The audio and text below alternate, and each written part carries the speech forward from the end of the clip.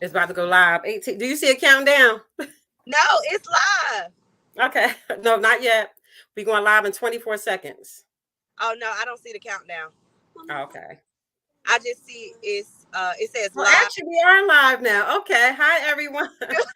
My apologies. Welcome to Mask Off. Today we have a special guest, Tiara McFall. Today's title is The Many Faces of Domestic Violence. Tiara is a domestic violence speaker, an advocate, but overall, she's a survivor. So, welcome, Tiara, and thank you for coming on. Sharing yourself with us. I totally appreciate it.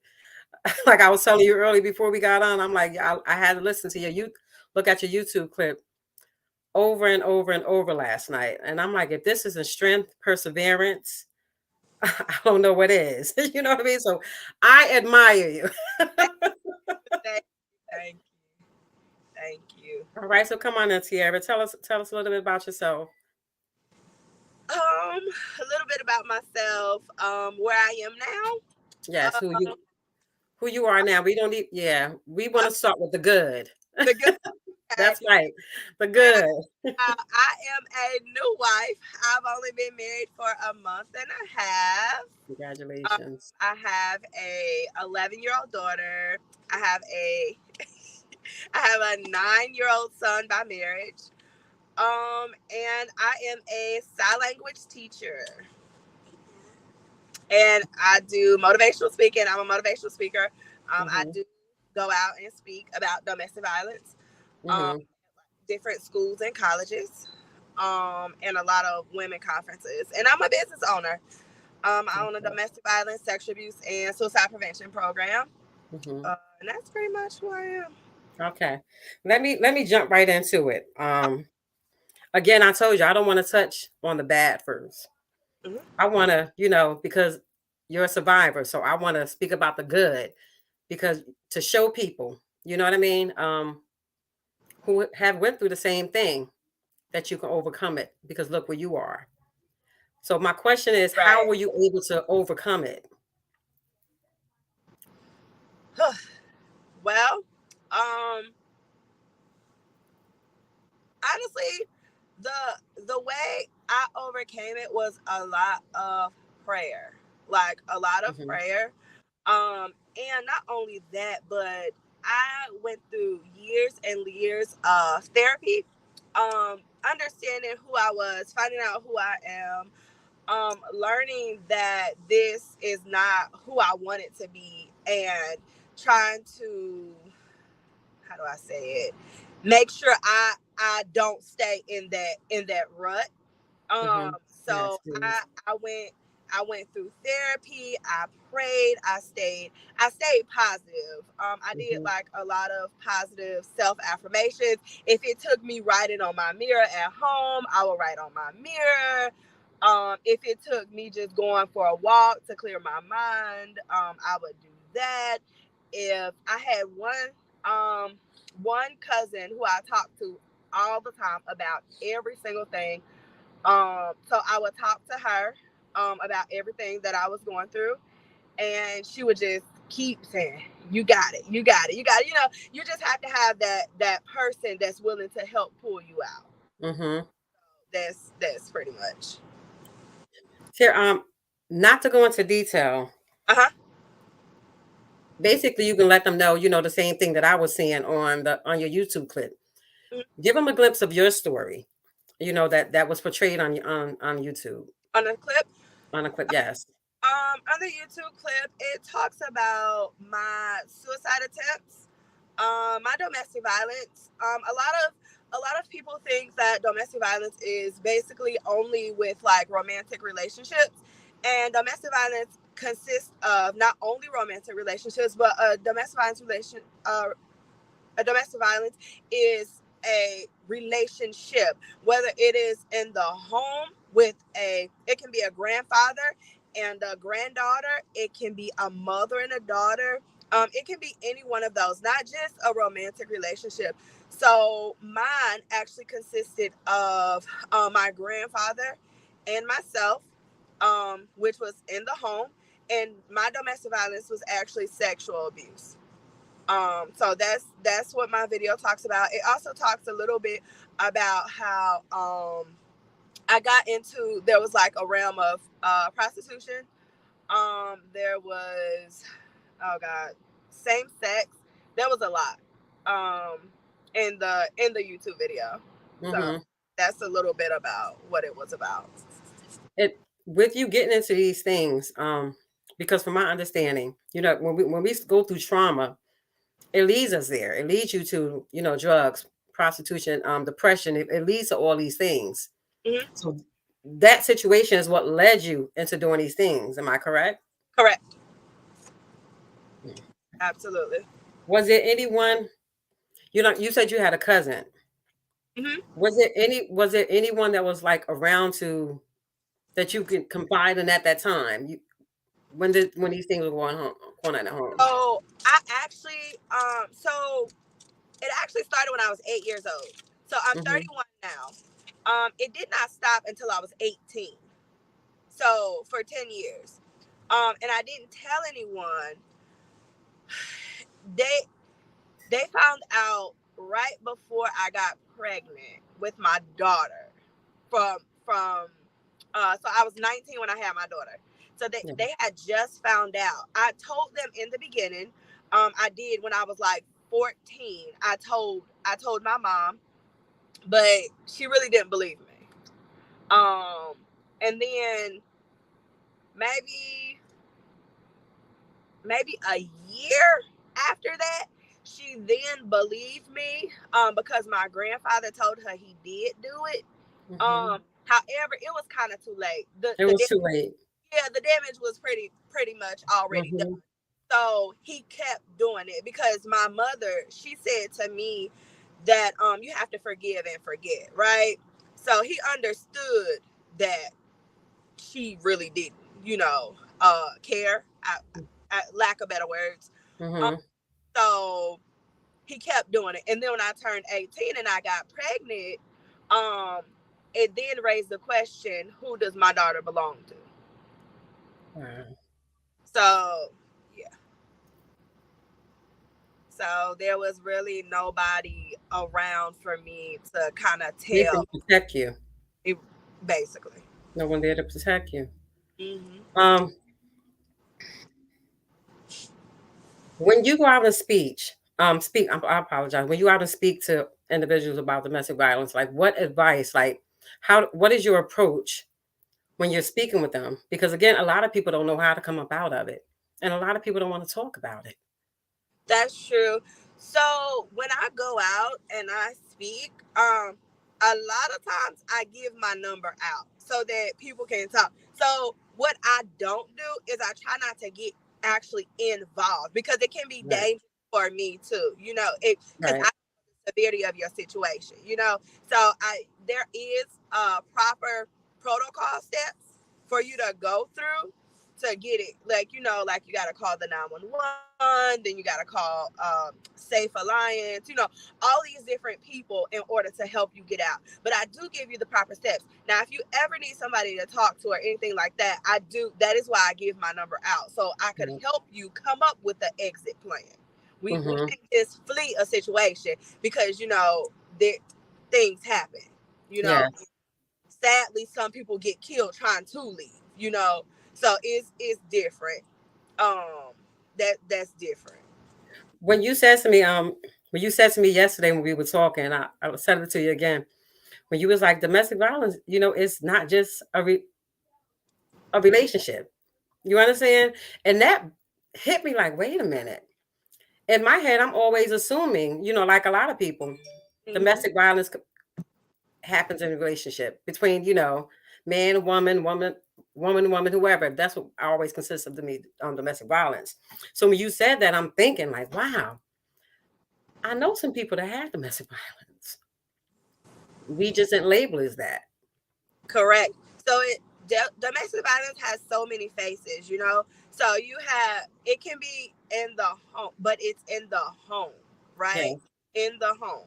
So it can be physical, sexual, or mental, or verbal. which are all forms of domestic violence. That's about And it. it doesn't have to be with a spouse or a significant other. It can be, like I said earlier, it can be a daughter and a mom, a grandfather, sister, brother, cousin, whoever. But you guys have a relationship, some type of Mm-hmm. relationship. But because people magnify a romantic relationship, a lot of people don't know that what the real definition of domestic violence is. Mm-hmm. So And yeah. you were able to because we see it on the news all the time on social media. Just not too long ago, the female in Philly, with the five children Hmm. was murdered by her children's father. You Hmm. understand? And you were able to leave. You understand? So what is your advice on how to leave? Because some people don't have that strength or the courage to just up and leave. And then when they do decide to leave, it comes deadly. You understand? It's a body involved. So I truly believe that you have to have some type of help to leave. You want to get the police involved. You want to get all these people involved and have an exit plan. And you want to be sure that you want to leave. When I say you want to be sure, I mean like you don't want to be like you leaving and then you going back. Like, because you Hmm. want to completely say I'm done, because you don't want this person to know. Now you don't want them to know where you live or anything like that. Like for me myself, my granddad don't know where I live. I don't honestly. I don't even think he knows my number. And if he do, he don't call because he know Hmm. I don't play. Right. So and he's never gonna know. So you have to make up in your mind like this is not what I want to do. This is not for me. So and it has a lot to do with like self-esteem and things like that. You don't want to people like that, their self-esteem and stuff like that, it does get low, because they solely people that's in like domestic violence situations, they isolate you from your family and things like that. That is what they do. So then Hmm. you have to go back to your family, and sometimes you're embarrassed about the things that you've gone through, and people having to tell people, retell your story, You said relive your over and over. over and over, and Hmm. then it sucks that the laws right now are not, for me, they're not up to par, with like domestic violence and all of these things. So yeah, but personally, I've never been like physically um abused, like fighting. I've never been Hmm. like that. I do know like a situation where my daughter's father, he had a gun, and it was like some stuff going on between me and him, and I had to have the police come with me to his house in order to pick up my things. Hmm. So I do, but I've never physically been like hit. It's all been sexual. Homosexual. Correct.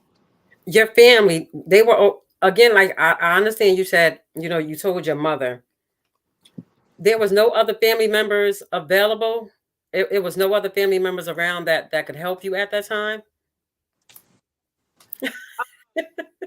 I'm sorry. No, you're fine. You're fine. Okay. I know you. You listen. We were trying to find you a place to pull over and park at, so we can get it. But you're fine. I told you again. Again, I appreciate you. You know what I mean? What Just was to the come on here and speak about it. question? So I definitely appreciate that. You hungry? All right, I'll get you something to eat. You want me to mute you real fast? Or you fine? I'm sorry. Give me 1 second. I'll mute you. I'll mute you.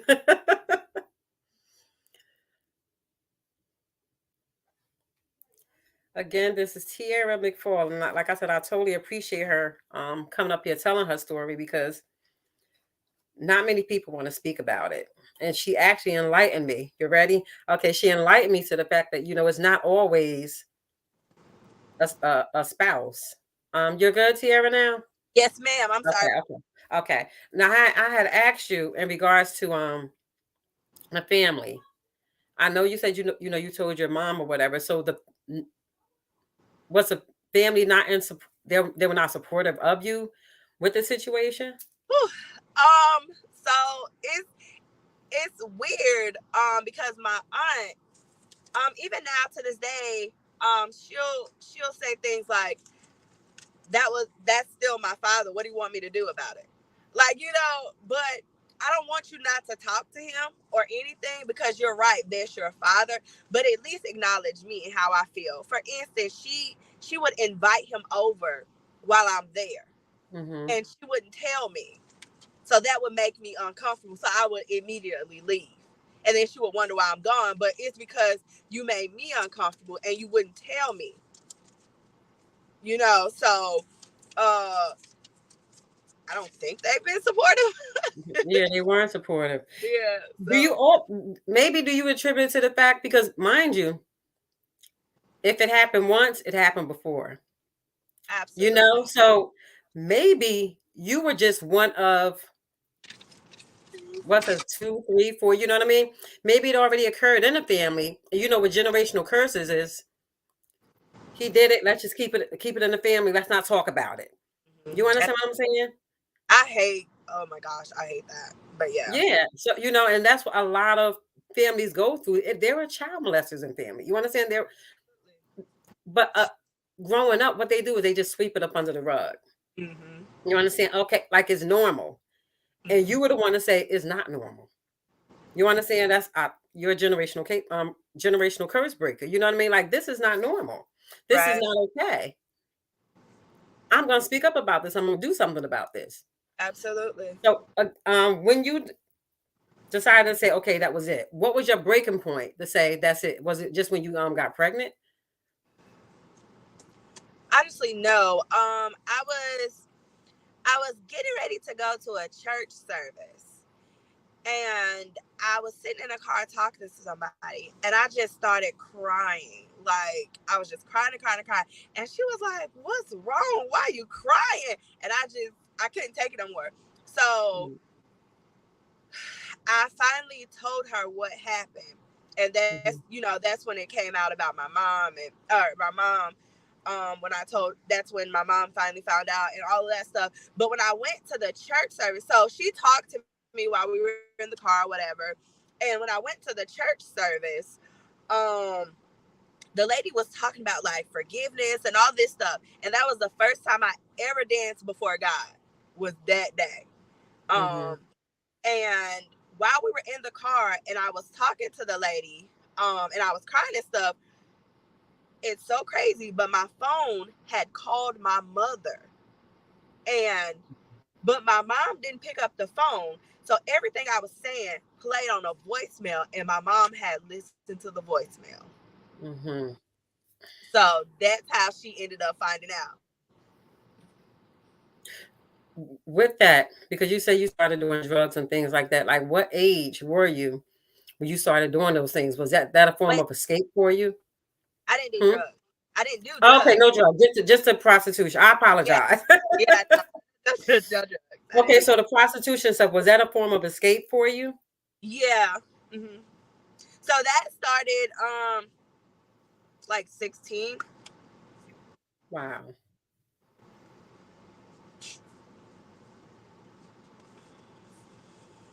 16. Yeah, Let's 16. talk about these programs that you have. Okay. Yeah, talk to me about the program that you have going on right now. Okay. So right now I am working on another program. Hmm. Looking to get it into CPCC. It Hmm. is for domestic violence, sexual abuse, suicide prevention. It typically is like a social club for women of all ages who fall into that category, or they know someone that and they would like to help them and be more supportive. So basically, it's pretty much like a support group, Hmm. um, an outlet where you can come, you can talk about it. Also, under that umbrella, I host workshops. I haven't had one this year, um, Hmm. but I'm probably gonna do one. October is Domestic Violence Awareness Month. Yes. So I'm more than likely I'm gonna. My calendar is always full for that month, so I will probably more than likely host something. So that under that umbrella, that's pretty much the things that I do. I have programs that I'm trying to implement into schools. Mainly, honestly, mainly some high schools, because I found that early on this year and last year, when I went to talk to girls on college campuses and in high schools, I found that it is a lot of victims still going through. Uh, Wow. I went to Johnson and Wales College on last year to be one of their speakers. I talked to about 170 something people. That's what the audience was in the auditorium, and 25 of them came to me. So it is very, very important that I put this program in And college. playing, And right. yes, Can I I ask you one more question? I don't mean to cut you off. no, go for it. When you did attempt suicide, am I correct? Uh-huh. What was your at what age were you then when you the suicide attempt? Oh gosh. Um, I want to say I was 20. I want to say I was about 20. Because it was not just one time. So the first time, yeah. So it was actually 3 times. So the first time was like 20. I believe I was 20. But this was after you had your daughter. So Yeah. mentally, things were still affecting you. Yes. Only because there was this thing where, again, I told you that they were saying, whose baby did it was it? And so he was saying that it wasn't his baby, and it was both of them, in my mind. I'm like, I see, I don't know whose baby it is. I don't know if it's yours, who I willingly slept with, or I Hmm. don't know if it's yours, who I non-willingly slept with, Hmm. and he's like, this isn't my baby. And then people were saying, oh my gosh, he looks just like your grandfather, and like, Wow. this Hmm. stuff was in my mind, and I'm like, I can't live with this baby if this baby is his baby. Like, I didn't believe that I was gonna be able to raise, a baby, Right. that belonged to him. So I was just like, this is too much. But all in all, in the end, we did. It is his baby, So, Because like, your love for her just overrode everything. here she is. I know, my girl. Hi. She is so beautiful, and so sweet and polite, man. Thank you. I commend you because again, a lot of people that do have children by their abusers tend to They want to, I know a lot of people actually that have children right now by their abusers, and they just absolutely, I commend them all the time because they just absolutely love their children. I mean, hmm I don't get me wrong, the love for my child would have probably, overpowered any of that, but in hmm that moment, because at that I moment. have that support to be like, girl, like, you tripping, like, whatever. But now I'm like, looking back, I'm like, I probably could have, been okay. Like, I didn't have hmm to take my life, like, like, because I, she, so it's easier said again. When you in that moment, you don't. All you see is that's the only way out. And I exactly. tell people often, because I'm a survivor of a suicide attempt. Uh-huh. Because at that moment you only see, I don't see no other way. That's right. Like this is it. I don't see no other way. Mhm. And then when you get through it, you like, what do you mean you ain't see no other way? You know what I mean? It Absolutely. got better the next day, but it's a lot of us that get in that moment. You know what I mean? And Uh-huh. we're not here to condemn nobody about it. It happens. That's right. That's why I made this platform of Mass Score to show people, especially ones that's going through it, you are not alone. That's You know right. what I mean? you're not alone. Whatever you're going through, listen, you can hit my inbox, you can hit my phone, whatever. Now they're gonna have your information. You are not alone. That's You know right. what I mean? It's somebody that's always there for you. But at the time when you're going through, you don't feel as if you have anyone. I totally get it. And that's I kept looking at you like, wow, you know. But but I have to get back to it one more time. That Yeah. wasn't your first. The first time was when it was a thing between who's establishing paternity. Uh-huh. So you tried it again, Yeah. So yeah. And I and was I don't mean to take you there. So I don't mean to take you there. oh no, Okay, you're fine. You're okay. fine. This is so you're fine. Mask Um off. yeah. Transparency. The other time I was super, super overwhelmed with life. Um, and I was going through life really bad. I was homeless. There was a lot. Like my daughter, she was having dinner like on the bus stop. Like we were like real homeless. It was a lot going on, and I just couldn't, take it.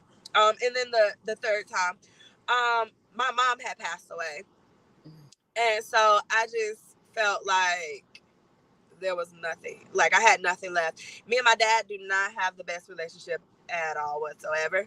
Mhm. Communication's horrible, and so my mom passed away. I had nobody. When my mom passed away, my little sister was not of age to stay here in North Carolina. So she actually had to move back to Chicago with her dad Mhm. because I'm from Chicago. And then my brother, he works on railroads. He works on like railroads and stuff like that. So he was actually stationed, his job stationed him in Nebraska. Wow. So So it you're was by literally yourself. just me. So I was by myself. And it became overwhelming. It became very Yeah. because I had to take care of my daughter. I had to do this. I didn't know how to talk well, to communicate what I needed, Effectively, yeah.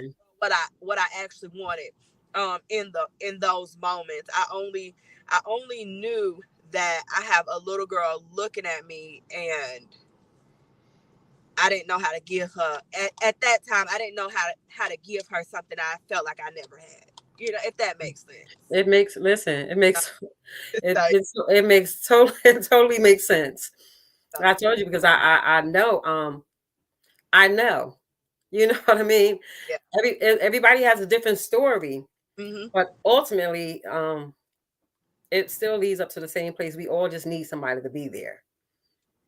You understand? Like the ultimate, we just need somebody to be there, somebody to listen, somebody to understand, Hmm. and not be judgmental with it.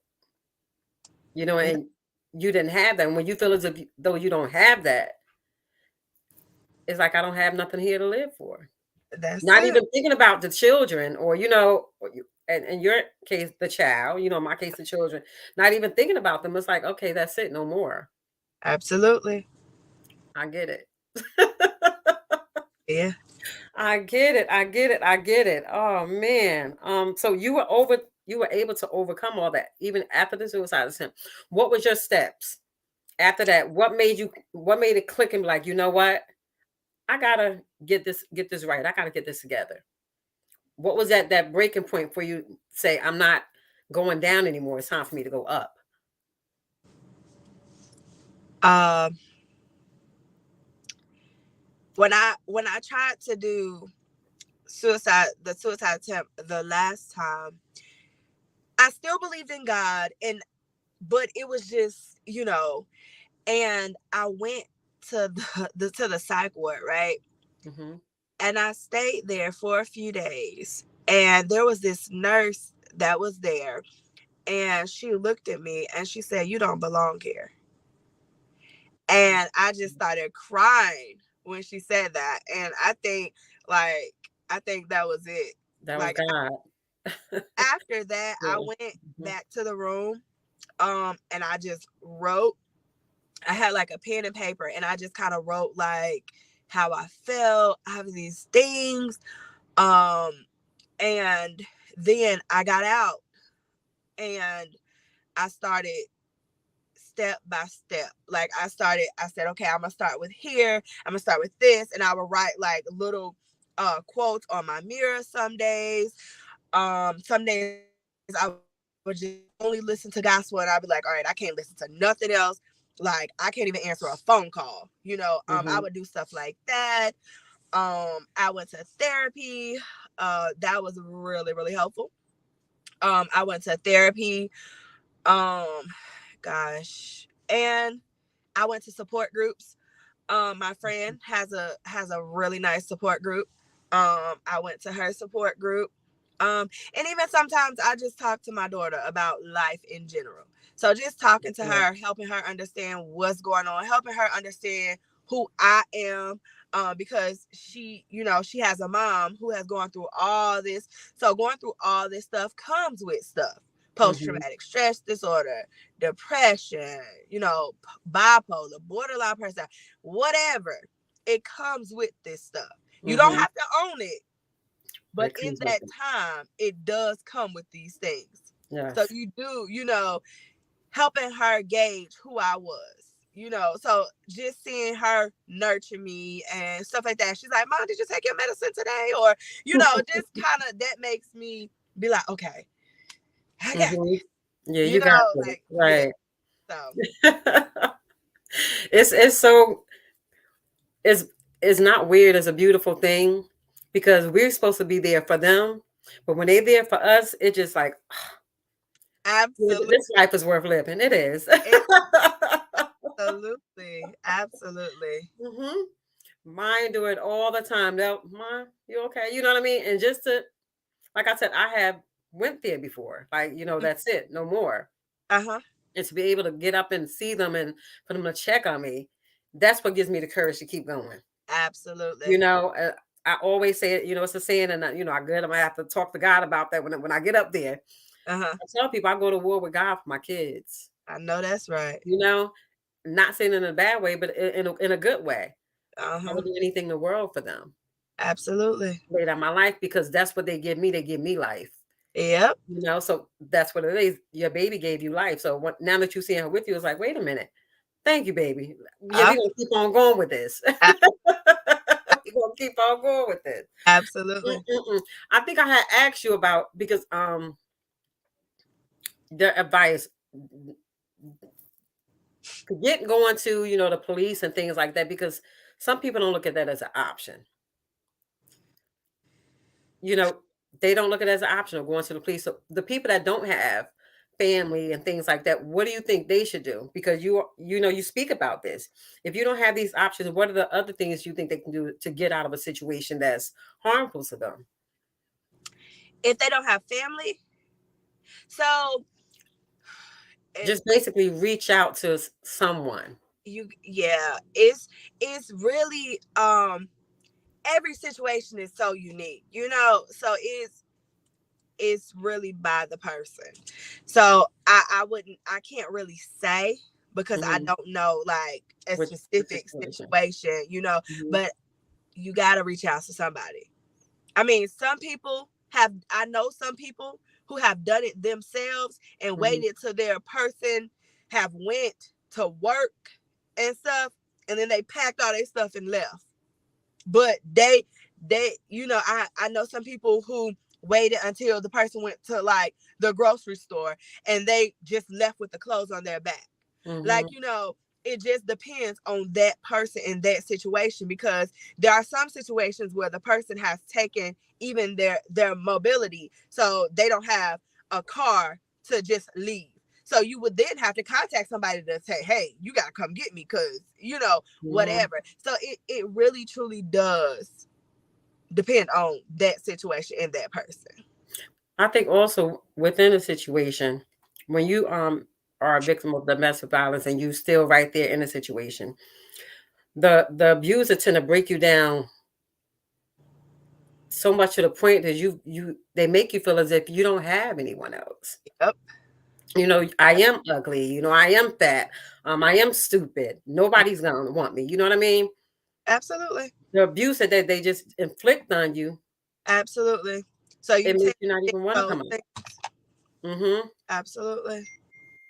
I know, again, I've never been physically like abused, but it's been sexual. And so I know some of those things were said to me, you know, Mm-hmm. in the midst of being raped, right? Mm-hmm. Those things were being said to me. So I get it. It does play with your mind. So I wholeheartedly get it. Mm-hmm. I was in the car with my daughter earlier, and I didn't even tell her where it came from. And she was like, "Oh, I'm, gaining weight or whatever." I was like, I was 165 and I used to think I was fat. But I didn't even tell her where it came from. It was a person not physically abusive to me, but they were mentally abusive. Mm-hmm. So, all these things I would constantly hear, "Oh, you fat," and you know what I mean? Things like that. And I'm like, I wasn't even fat. Looking back on it, I wasn't even fat, but a Because mental abuse, a person, has that. Absolutely. you So know, it, mm, so when people say, "Oh, words don't mean nothing," oh, yes, they do. they do. Words really mean a lot because people take what you say. Like I was like earlier, I was talking to my daughter, because she wears a hearing aid, but she took it out because of what she thought people would say. Right. And I was like, no, like don't do that. It's okay. Mm-hmm. Like you're okay with wearing a hearing aid. That's all that matters. It's just like, Mom, but they were gonna look at me. Mm-hmm. See, but you build to her. She has a foundation of confidence.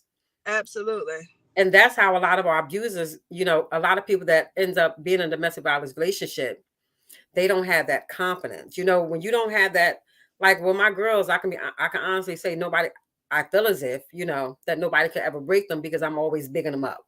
Mm-hmm. You're beautiful. And I do the same thing to my grandchildren. So when you don't come from that foundation, when people throw things at you, you absorb them. And You don't have that Teflon to just throw that up. Whatever you say, I'm not, what I'm saying? I'm not ugly. I'm not fat. You know what I mean? When you don't have that love, because that's how abusers get you. They reel you in with that facade of love. I asked my mom before she died, I said, why now you choose to tell me that you love me? Because she was dying.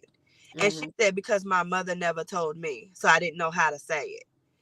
So I tell my daughter, I constantly tell my daughter that I love her. Like, I'm probably annoying because I say it so much.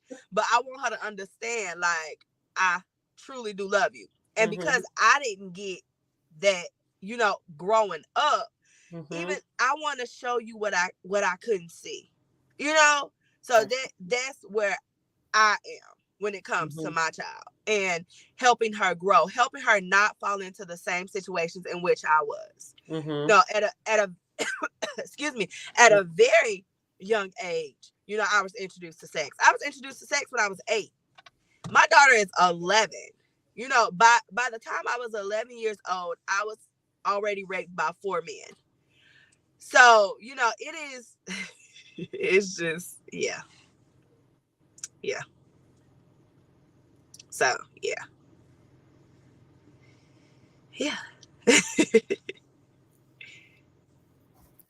Um, wait a minute, you about to make me cry one moment. Wait a minute. Oh God. No, no, no, no, it's fine. Um, You okay, mommy? I'm and okay. nobody, Yes. those around you didn't see the change in you. Like nobody saw the change in you. The only change that probably they noticed was that I was gone a lot. What do you mean you were gone a lot? Like, so I dropped out of school, in high school. Um, and I used to go skate. That was my way of escape. Right. I taught myself how to skate, like roller skate. And I started roller skating. And one day I went and I met this girl. And I was always gone with her to the point where my mom told me I was gay and I was having a relationship with her. But it wasn't that. It was that I was trying to leave and I didn't know what else to do. And skating was my outlet. Mm-hmm. So I would do it very, very, very, very, very, very often. And when she when she started to say stuff like that, I decided to drop out of school and leave her house. And I went to be with the girl. I went to move in with her. Mm-hmm. And eventually, I came back to my mom's house, after we talked and, things like that. But for me, now that I'm a parent, I would want to know everything. Why are you always gone? Why is this, something that you're all of a sudden starting to do? Mm-hmm. Again, the skating was, I went at least 3 to 4 times a week. And I wouldn't come back home until maybe 3 in the morning. I would skate because we would have skate practice too. So we How would old were you um at that time? 3 in the probably morning? 14. I think I met her when I was 14. I still talk to her right now to this day. So Mm-hmm. I think I met her when I was 14 or 15. And then I started keeping her daughter. So I would ask her, I'd be like, can you ask my mom if I can spend a night? So she And was an older woman. she was older than me. Mm-hmm. And her daughter, her daughter was 4. Her daughter was 3 when I met her. And her daughter is now 20? 19 or 20. So can I say this real fast, and I'm gonna let you continue. So you left from one form of abuse to another form of abuse because you were a child, Mm-hmm. and you was in a relationship with this woman at 14. No, I wasn't. Oh, okay, okay, okay. I just need to be clear. Okay, No, that's what I said. My mom was saying I was, but I was okay, not. but you weren't. Okay. No. We were literally, she was literally helping me because I kept saying, I kept telling her, I was like, I can't be there. I can't. Right. This was happening because we lived with my grandfather and my mom was on dialysis. Mm-hmm. So she would leave to go to dialysis and then this would happen. So these are the things, so it was I tried to stay away from the house. Mm-hmm. Mm-hmm. Can I ask you one personal question that you can try again? You don't have to answer it. Uh-huh. Do you think maybe it occurred with your dad, with your mother and your grandfather? Is maybe Yes. why she was. Yes. I tell everybody that. I wholeheartedly believe that. That's why it was overlooked. Like, okay, That is what I generational believe. curse. He has never told me anything like that, Right, right. but that is what I believe. Mm-hmm. But I don't want to say it happened. No, Again, my yeah, mom is here to defend herself. that's right. That's right. So Yeah. but I do believe it happened. So it was considered normal. Like I said before, sometimes things go on in, within the family, and it's been occurring for so long. It's like it's normal. Mm-hmm. It's normal. You know what I mean? So wow. Again, like I said, we have to be the generational curse breakers. It's up Absolutely. to us to be the curse breaker. Uh-huh. The things that people consider normal, it's not normal. Mm-hmm. It's not normal to not have a relationship with your children. It's not normal for, grandfathers, fathers, uncles, brothers to touch on you. It's not normal. Right. But we have grown up, they have grown up, thinking things was normal. It's been going on for decades, for years. Absolutely. And I'm happy that you had the strength to say, okay, no, it's not going to go on no more. You know Absolutely. what I mean? Like, I'm gonna protect mine. I don't care who she is. I'm gonna protect mine. Absolutely. I told you your resilience is like, wow. When you were here, I just had to hug you. You know what I mean? And even with me hugging you, I'm big on energy. My kids will tell you somebody walk out like, they don't need to be in here. You know what I mean? I'm real big on energy. And when Mm-hmm. I hugged you, I felt your energy. It seemed like the people that go through the most are the most beautiful people in the world. I guess because you don't went through everything. Like all I have left is to be pure. That's And it. I felt your pureness, and again, I appreciate your honesty and your transparency. Because not many people want to talk about it. They want to just sweep it up under the rug. So I totally appreciate you. And you know what? I I thank admire you you. for the opportunity to even talk about it because I love the whole mask off thing. Like that Thank is you. amazing. Like I really do like it. And when I looked, I was like, I want to know more. Like, what is mask off? Like, what is it? What does it mean? What do y'all talk about? Like, because when I think of mask off, I literally think of somebody pulling. Have you ever seen? There's a picture of a lady. She has a mask and she's taking it off, literally. And Really? has on her face, she has sexual abuse, domestic violence, um, oh my God, low self-esteem. She has all of these things under her mask. Under her mask. And the mask that she's holding in her hand is I a bet you was smile. smiling. Is a smile. Look, I bet you it was smiling because that's a Yep. mask that we wear. Yep. It was smiling, but all this stuff she had. I often say we have to pull back the layers. Like, because there's so many layers to a person, you never know what a person is going through. Like, period. Everywhere. So at work, they be calling me positive Patty because at work I'm always like, hey, how you doing? That's right, Like right. because I work at I'm a sign language teacher at a school in Gastonia. Mm-hmm. However, I also work with autistic adults Yeah. who have like Down syndrome, they're autistic, they have cerebral palsy, things like that. So when I'm at work, they be like, "You're always so positive. Where'd you get all that energy?" I'm just like, "Hey, how you doing? Great, have a Yeah. wonderful day. You're so awesome." Like, That's right. That's right. go conquer the day, right? So I'm like, Mm-hmm. I try not to have like a bad day because personally, if I have a bad day, then my family will have a bad day. Because I'm thinking about all this stuff in my mind. I try to be positive all the time. I Mm-hmm. try.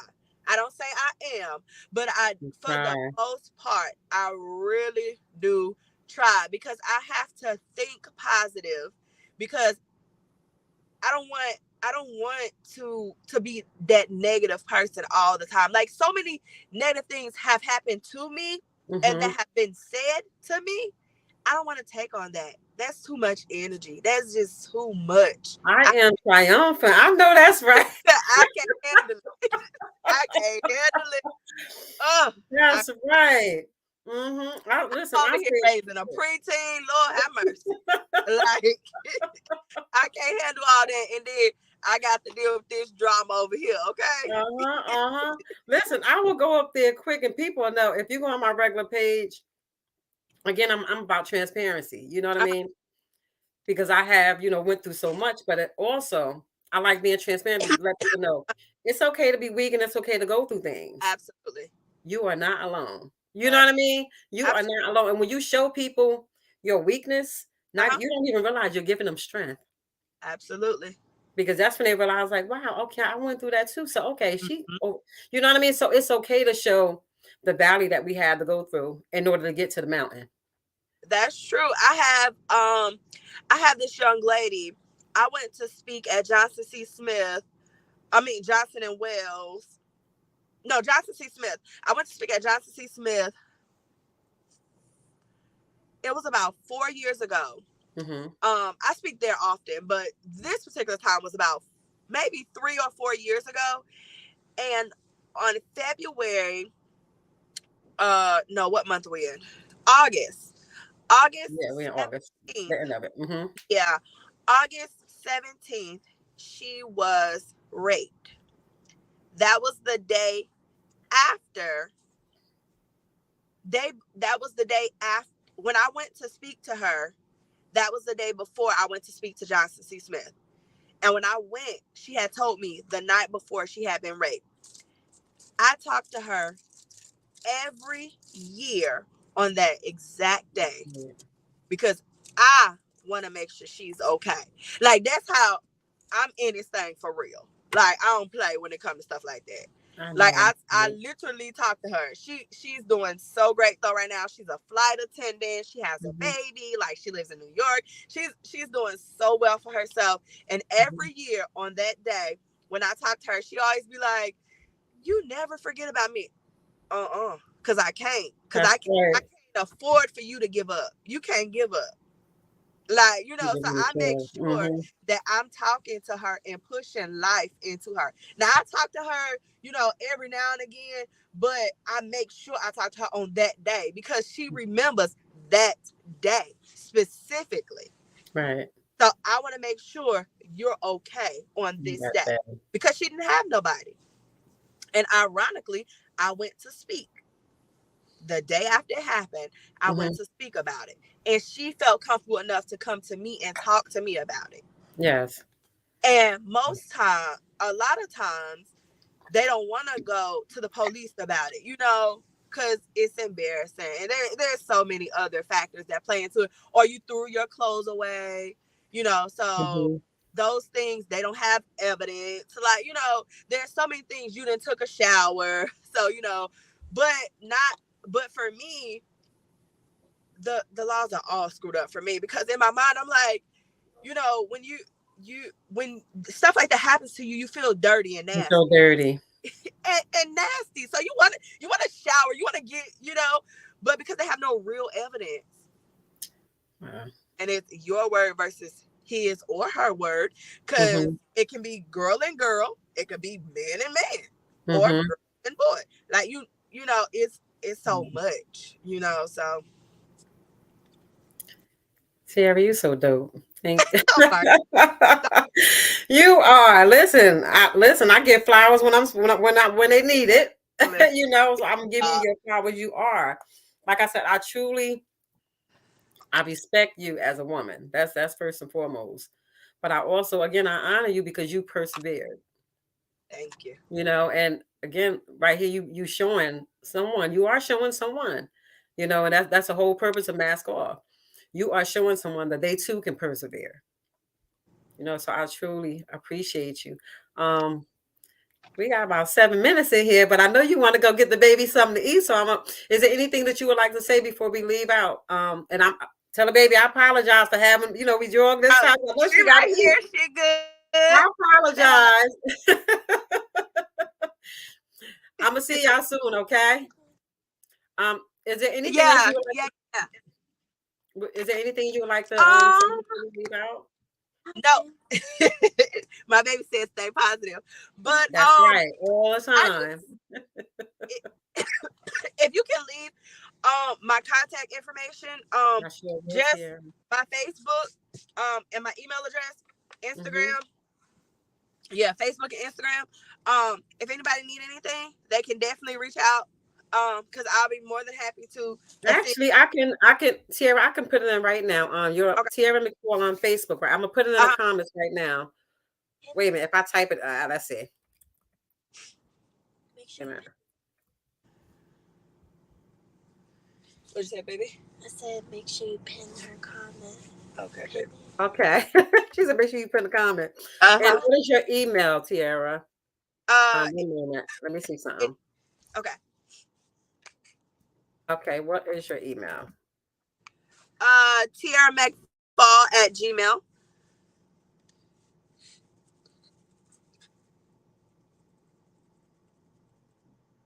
All right, Tiara, I definitely put it in.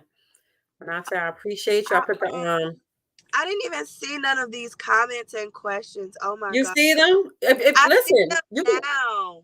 get head on. If you see something that you want to answer, and Oh no. respond to it by any means, go ahead, Sierra. This is your platform today, baby. Go Oh no. Okay. I'm just now looking at this. on. Are they still on? I can't see who's on. Everybody's still on. The broadcast don't end until we end it. Oh, okay. So I could not see, but I saw Kara Kara, Porter. yes, Kara Porter. Is she still on here? Yes, she is. She should be. Yes. Okay. And Kamisa Oliver says she has a question. Okay, go for it. Yeah, ahead, Kamisa. What's your question? I'm sorry. Can y'all still see me though? I We have it can on the see. comment. Okay, because I have it We on the can see comment you. so I can see what the question is. I'll let you know. Okay. Kara says she's still here, and Kamisa, I'm Okay. waiting for Kamisa's question. Okay. Oh. Okay. Now, did you? Wait a minute. Okay, here we go. Okay, Kamisa said, "Do you have triggers?" Have triggers? Yes, I did see that question. Okay, so yes, I do have triggers. Um, Fun fact about me, I have never kissed anybody a day in my life until I got married. And that's because kissing was a trigger for me. When I was raped, I would they would kiss me. Ugh. And but my husband was very respectful and he understood. So he waited until I was ready.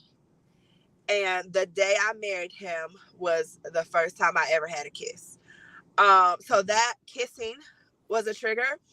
Um, to see a man verbally talk to a woman negatively is a trigger for me. That and I don't know if that's a trigger, but it will piss me off. Can I say piss on here? Of course. Okay, but it will piss me off, and I will say something. Okay.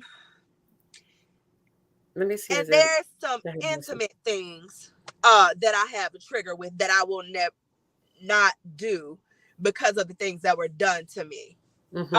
Sometimes seeing another person with their mom will trigger me when it comes to something like that. So yeah, so I do have those kind of triggers. What you mean when you see another person with their mom? So you know how my mom passed away? Yes. So if I see like someone else with their mom, like having mom time, for instance, one time my daughter wasn't around. I think she was at her friend's house because I don't let her go to too many places. But she was at her friend's house and I went to get my nails done. And I seen a mom and a daughter get their nails done. And the lady was older and the daughter was obviously, younger. And so I felt sometimes, I was like, dang, I want to take my mom, Yeah. get her nails done, close the door. Wow. I'm not sure. Could you see the comment? Do you see Kamisa's comment? I do. Fun fact: the smell of maple syrup and alcohol. It's mine. She says she totally understands. Wow. Okay. The slightest things will be triggers to taking you back to that place. Yep. Okay. Do we have any other questions? Again, Tiara, thank you. Absolutely. This has been the best one yet. Well, I'm sorry. The second one, we can't forget about you, Kira girl. I told you before Kira was in the car, when we were talking about the car, I had Kira on when she was, doing it in the car as well. That's why I was like, it's not a problem to be in the car. Okay. I truly appreciate this because, like I told you, just gave someone else hope. And that's what we're all about, showing the people that they're not alone, regardless of what they're going through. They're not alone. All right, ladies. Is there anyone else that would like have a question before we end this for tonight? And again, I have to thank you all for logging in and taking this walk with us.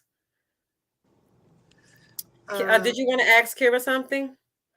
Oh, no, I did not. But I had saw a comment where she said, you think they will eventually get over the loss, but I wasn't sure what she was referring to. Kira, what do you? Okay, I think. Look, I'm saying it after you said it. She hear you, Kira. What were you referring to? Like the loss of what? She said loss. That's what you said. The loss. Yeah, that loss. I wasn't sure what she was referring to. I don't know if she was talking about like the suicide or my mom or what. Like I didn't. Oh, I see it here. You think they will eventually? I think she was talking about the suicide. Like if you was thinking. Oh wait a minute, it was a new comment. That's what she said. Suicide. She was talking about the suicide, right? Okay. Yep. Okay. I was on the right. Excuse me. So did you think they would have got over the loss with you committing suicide? Do I say it one more time? Do I think they would have been able to get over it? No. And you know why I don't think so? Because I'm still not over my mom dying. So I don't think so. Like that's just my truth. We don't think and that far into it. And again, it's not selfish. It's not selfish when when it's like, okay, that's it. Because it's really anyway. I don't want to get emotional on here, y'all. I got some mascara on, so let me just go somewhere. Woo, it's just when you in that moment, that's what you believe. Absolutely. And again, it's not being selfish. It's just when you in that moment, is like everything just overwhelms you. And people say, "Oh, that was selfish. You took your life." They weren't being selfish, and that's why I understand. I understand people when they commit suicide. Mm-hmm. I have empathy and I have sympathy because mentally you get as whereas you don't have anywhere else to go. And a person that never went through it, I don't think they can understand that. You had to be in that situation to understand. I have a friend who wrote a book called I Speak Life, and she tried over 200 times. And her book is amazing. I Speak Life. I guess we'll be ordering that off Amazon. I Speak Life. Okay. Yeah. You said 200 times. Yeah. She was here. She listen, it wasn't her time to go. She needed to write I Speak Life. Yep. You understand? Her book is amazing. I can bring it to you. Yes. All right, guys, listen. I loved it tonight. I really did. And I told you I was in a funk all day because it was just eating me up all day. Like, oh my gosh, you know what I mean? I was an emotional wreck trying to just maneuver through this day. Like, how is this going to go? Because I don't want to, again, it was just snippet on YouTube that was really like, when you can relate, you can relate. And when you're able to relate with something, it hits 10 times worse. Absolutely. So I was like, I'm so happy she got to get up here and tell it because somebody need to hear it. Absolutely. Thank you, Tiara. Thank you, Tiara. Listen, thank you all for tuning in to Mask Off tonight. And again, we're all about honesty, openness, and transparency. And also let you know, like, you're not alone with whatever you're going through. I put Tiara's information there, and all my viewers know, like, you can contact me any given time you want to. It's between you and I, you know. Everything that we speak about is between you and I. But again, thank you all for tuning in. And Tiara, thank you. And I'll see you soon, Tiara, okay? Yes, ma'am. Bye. Y'all have an All amazing right. Good night, you all. Good night. Good night.